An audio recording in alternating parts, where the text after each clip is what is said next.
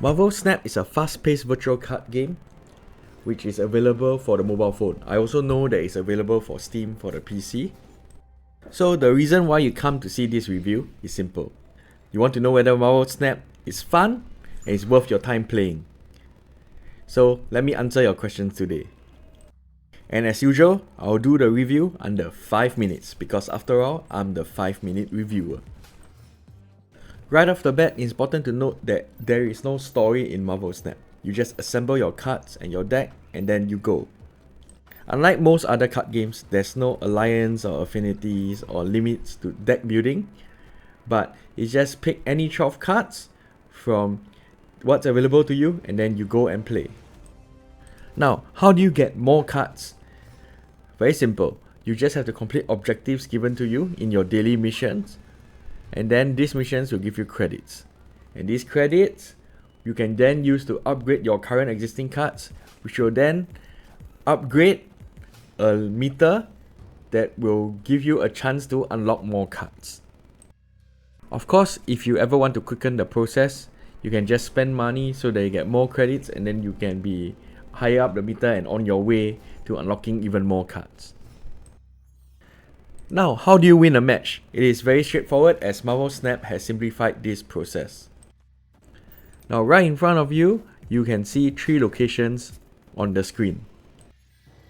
You have to win the majority of these locations in order to win the match. In other words, 2 out of 3 locations, and then you are guaranteed a victory. Now, how do you win a location? It is very simple. The cards they put there all have a power value.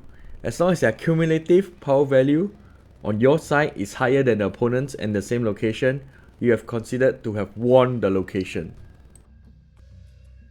Because of these rules, games are often as short as 3 to 4 minutes. What gives this game flavor is that the different cards have different abilities. So for example, Mr. Fantastic here is able to boost the power on locations adjacent to where he's played. The Incredible Hulk, as you can see in my hand here, is just a pure strength card, just costing 6 energy points but worth 12 in terms of power. So every card represents a character, will contribute a different effect on the playing field. Some even more powerful cards like Scarlet Witch can even change the location and therefore change the rules of the battlefield. Now it's time for my verdict. All in all, I give Marvel Snap a 7.10. It's a fast-paced fun game, no doubt about that. It also tries to bring something new to the card game genre through a betting mechanic called the snap. With a simple snap, you can double your winnings or double your losses. That you only use the snap if you are very confident that you're going to win, or you can cost you as much as 8 points in your betting. Open and close inverted commas.